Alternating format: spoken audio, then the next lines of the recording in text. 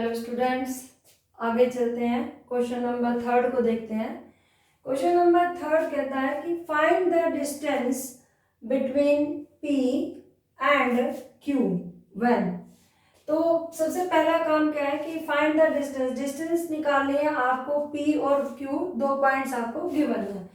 तो हम फर्स्ट और सेकंड पार्ट देखने के बजाय पहले अपना यही काम करते हैं कि if this is my P points और P पॉइंट्स के कोऑर्डिनेट हमें गिवन है x1 y1, Q is x2, y2। तो ये डिस्टेंस निकालते हैं। तो डिस्टेंस फॉर्मूला हमारे पास क्या होता है, under root of x coordinate x1 minus x2 का whole square plus y1 minus y2 का होल स्क्वायर। तो इतना काम मैंने कर लिया है कि दो पॉइंट्स हमें गिवन है और उनकी हमने डिस्टेंस निकाल ली है। आगे क्या कहता है, फर्स्ट उसकी कंडीशन क्या है कि PQ is parallel to y axis.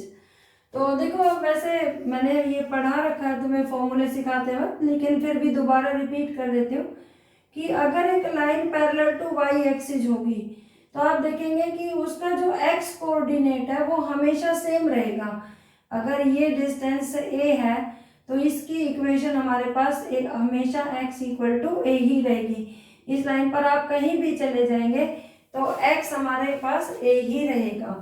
तो a line which is parallel to x axis, उसकी इक्वेशन हमारे पास x इक्वल टू, आप h भी कह सकते हैं, x इक्वल टू k भी कह सकते हैं, जो हमारे पास फिक्स होती हैं। h और k आर फिक्स्ड वैल्यूज। तो इसका मतलब फर्स्ट पार्ट जब हम देखेंगे कि भाई if PQ is parallel to y axis, तो इसका मतलब जो x और x2 है, x1 और x2 है, वो वेरी नहीं करेंगे। That means x1 equal to definitely किसके इक्वल होगा, x2 के इक्वल होगा। तो अगर x1 x2 के इक्वल है तो जब हम यहाँ सब्स्टिट्यूट करेंगे x1 इक्वल टू x2 तो दिस बिकम्स 0। और in that case PQ is equal to under root of y1 minus y2 का होल स्क्वायर आएगा। अब आप इसे कभी भी y1 माइनस y2 नहीं लिखेंगे, magnitude of y1 minus y2 लिखेंगे। ठीक है, क्योंकि जो हमारे पास y1 y2 है उसमें हमें ये नहीं पता कि कौन सा बड़ा है कौन सा छोटा है, तो ये जो डिफरेंस है ये नेगेटिव भी आ सकता है, लेकिन डिस्टेंस हमारी कभी भी नेगेटिव में नहीं होती, इसलिए हम यहाँ पर क्या अप्लाई करेंगे, modulus value. Now the second part हम देखते हैं। सेकेंड पार्ट वो क्या कहता है कि भाई इफ PQ, जो हमारे पास PQ है वो पैरेलल टू x एक्सिस रहे, तो अगर वो लाइन मेरे पास x एक्सिस के पैरेलल है, ये x एक्सिस है y एक्सिस है, तो सिमिलरली जैसे इसकी तरह से y एक्सिस पर जो y एक्सिस के पैरेलल x एक्सिस के पैरेलल होगी, उस लाइन पर y कोऑर्डिनेट हमेशा फिक्स रहेगा, हमेशा उसकी डिस्टेंस सेम रहेगी। इसका मतलब वहां पर y1 और y2 वेरी नहीं करेंगे, आपस में डिफरेंट नहीं होंगे। तो y1 पक्का किसके इक्वल हो जाएगा, y2 के इक्वल हो जाएगा। तो PQ डिस्टेंस इस केस में हमारे पास क्या आ जाएगी, under root of x1 minus x2 का होल स्क्वायर, और ये y1 माइनस y2 क्या बन चुका होगा, 0। तो this value is equal to mod of x1 minus x2। चलो ठीक है, अब इसके बाद नेक्स्ट फोर्थ क्वेश्चन पर चलते हैं। क्वेश्चन नंबर 4 कहता है कि find a point on the x axis.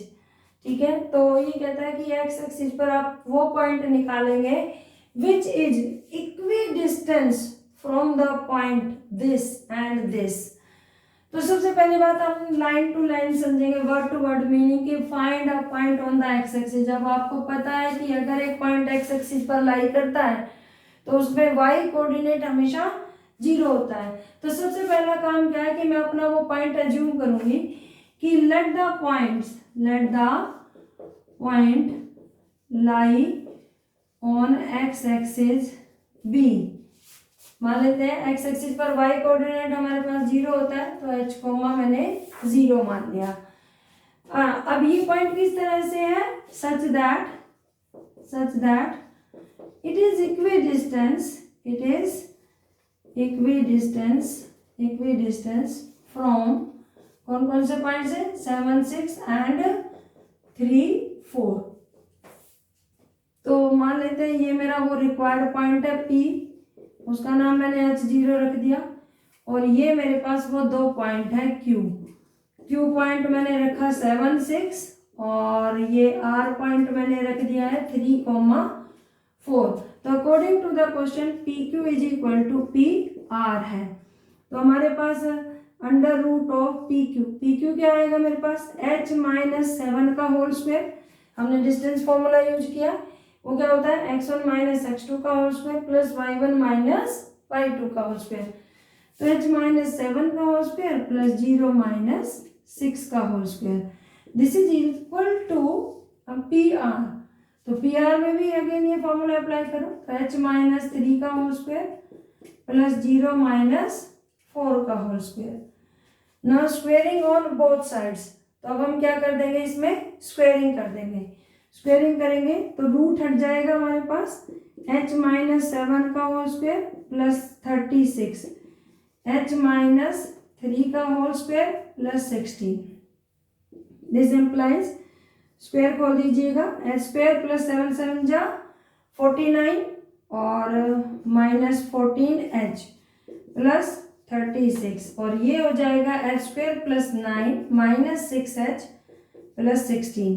तो h स्क्वायर से h स्क्वायर कैंसिल आउट, तो यहाँ पर हम देखते हैं h वाली क्वांटिटी एक साइड ले आते हैं, तो h यहाँ पे क्या है माइनस 14h और जब ये 6h इधर आएगा तो ये प्लस का 6h हो जाएगा, इधर जाएगा देखिए 16 प्लस 9 25 माइनस 49 और ये 36, तो ये कितना आ जाएगा, पहले आप इन दोनों को ऐड कर लेंगे, तो इनका ऐड करेंगे तो 85 आएगा, तो ये माइनस का 85।